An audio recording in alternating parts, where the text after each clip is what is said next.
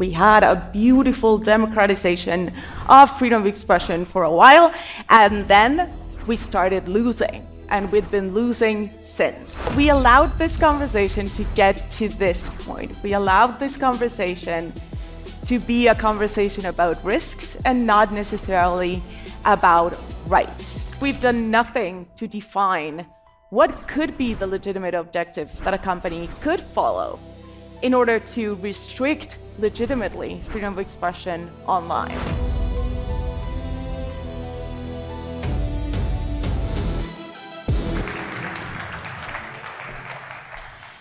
Thank you so much. Thanks for that introduction, and thanks to our hosts for inviting me.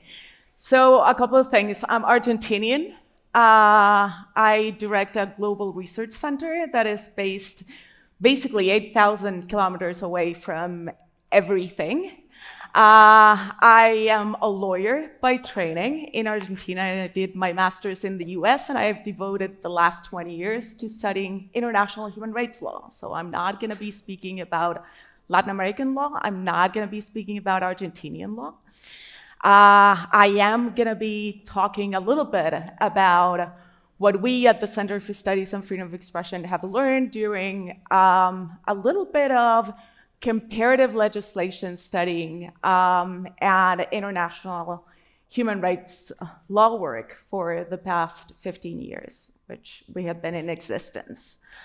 So I got here because about a month and a half ago, we were discussing with Jacob different issues and different challenges to freedom of expression, and I was like, ho, yeah.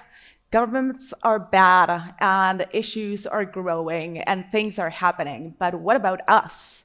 What could we have done differently? What did we do to let things become what things are today? So what are we seeing today? Or at least what am I seeing today? And the people that I work with in my center is that freedom of expression is losing. That's a foregone conclusion for this group. But we are losing. We're losing in every single plane that we're looking at. We're losing in the digital. We're losing in the analog. Violence against journalism is rising. Impunity is rising. There are protocols, there are laws, there are principles, there is everything. But still, the situation is getting worse. At the center, we don't distinguish digital freedom of expression from freedom of expression. We try to look at the thing from an encompassing point of view. So we try to bridge the conversations that are not always necessarily aligned, not always necessarily connected. We are losing, and it's not new. I know the conversation dramatically changed in the US about a year ago, but in the rest of the world, this conversation has been bad for a long while. Freedom of expression has been on decline for at least 10 or 15 years. We had a beautiful democratization of freedom of expression for a while, and then we started losing. And we've been losing since. We have seen increasing factors that led to this losing kind of feeling and atmosphere. And a lot of it is political, a lot of it is social, a lot of it is educational, but a lot of it is economic. There's very little funding worldwide to deal with freedom of expression issues. Might sound as a self-serving kind of argument because I depend on funding. But the truth is, in a lot of countries, this was taken as a granted kind of right. Argentina, for example, has not had funding for freedom of expression for like a decade or something. And then Milei comes along and he starts hashtagging, "We don't hate journalists enough." And suddenly it becomes an issue. And the same has happened with many, many countries where we had funding for digital rights, for privacy, for a lot of different issues, for women's rights, which are super important. Don't get me wrong. I'm not advocating against funding that. I'm just saying for a long time we have not had funding to deal with freedom of expression.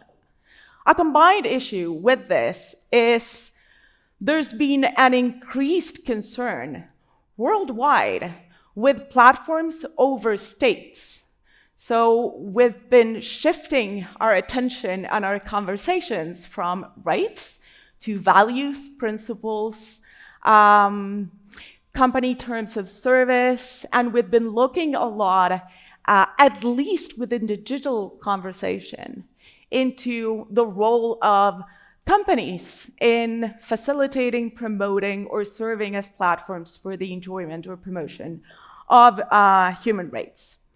There's been a shift in this sense in the perception of the state in many countries, and you can see this in the conversations, for example, about digital sovereignty.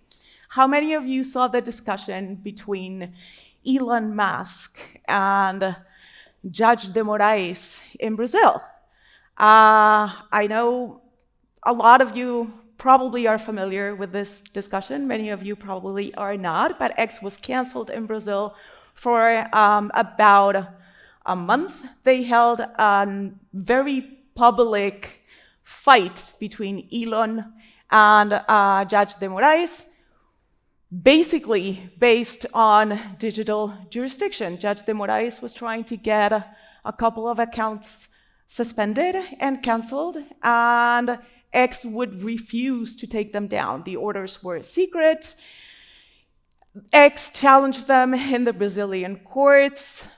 The Brazilian courts did not take X as a valid challenger, and so it began. This kind of sentiment is on the rise. Digital sovereignty is on the rise. And while digital sovereignty is on the rise, there's an amazing, incredible trust in the state to solve and to intervene companies that currently serve communications worldwide. Although it's beyond my comprehension, this is happening, and we have renewed our hopes in, for example, the European Commission. The European Commission is seen and taken in many debates as a trusted ally of human rights, particularly of freedom of expression, despite the fact that the DSA is a law that has many issues related to freedom of expression. Does it go directly against, like Trump said? No, it doesn't. But it does have it does raise important issues that will have to dealt with in the interpretation cycle and in the way the DSA is implemented going forward.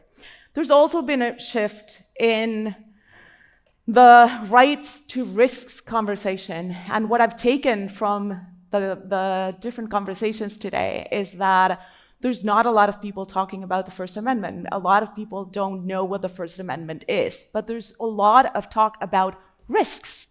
Risks that platforms pose, risks that are rising, risks to democracy, risks to, well, there was a time when we could distinguish clearly what were legally redressable risks and which were not legally redressable risks, and the conversation about policy and legislation turned around those legally redressable risks and not about the others. Nowadays, it's a conjunction and a little bit of everything, and it's messy, and it's icky, and it's quite a dirty conversation, if you ask me. So, what have we done? I think, for one, we allowed it to get here. We allowed this conversation to get to this point. We allowed this conversation to be a conversation about risks and not necessarily about rights. I am going to read a quote from Lessig in 1999. discussing the Renault v. ACLU decision about CDA and Section 230, and he said, my sense is that this first major victory in Renault v. ACLU has set us in the direction that we will later on regret. The least restrictive means touted by free speech advocates in Renault are, in my view, far more restrictive of free speech interests than a properly crafted CDA would be. And unless we shift ground, we will see Congress embracing these less restrictive of speech means, or worse, we will see the success of the president in bullying industry into accepting them. Does that sound familiar at all? The fact, I think, is that it's not that we don't have legislation, it's not that we don't have a rule about what should govern the internet. We do have a rule, it's Section 230, and Section 230 has created certain conditions and certain incentives that have made us, freedom of expression advocates, end up being kind of lobbyists to companies to defend the freedom of expression that we want for users. I'm not advocating for or against Section 230. All I'm saying is we've created a system, and the system that the US created is a system that has been adopted, not necessarily formally, but in the mindset of everyone in the world. It has created a framework. It has created a way of doing things. And as much as the internet has democratized speech, it has also democratized censorship. We have groups that have been advocating for companies to take down more and more content. We have lobbyists that have been doing their work from the government to have terms of service enacting restrictions that the government could not take themselves. When we look at Europe, for example, we see clear examples. We have the codes of conduct, for example, that were adopted, 2 of them, hate speech and disinformation.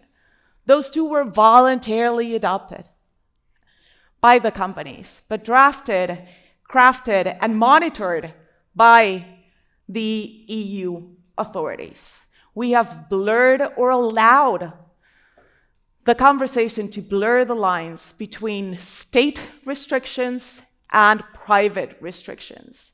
And the fact is, as Daphne Keller posted it a couple of years ago, who do we sue? Who do we go to with our claims? So that's a first. We allowed it to make it this way. A second one, we fragmented. The freedom of expression people fragmented into a number, multiple sets of groups that are pushing in different directions. You have media and journalism. You have private law and digital law advocates that usually have a very different definition of freedom of expression than constitutional First Amendment lawyers, for example. Finally, last point. We haven't clearly articulated what do we mean when we say we want companies to adopt freedom of expression standards. Internationally, we have a clear mandate for the state. States should promote freedom of expression, not censor, and only restrict based on legitimate objectives, be proportional, and be necessary in a democratic society. So we've internationally been asking companies to do that, to apply the necessary and proportionate. But we've done nothing to define what could be the legitimate objectives that a company could follow in order to restrict legitimately freedom of expression online. If we fail to do something about this, I will take Renée's last quote. She said, "We shape our tools and then our tools shape us." And the conversation, the way we discuss freedom of expression online, inevitably transcends the online world and brings categories and brings principles and brings standards into the analog, everyday world. So terms of service mark what can be and cannot be said, what principles should be guiding freedom of expression debates currently.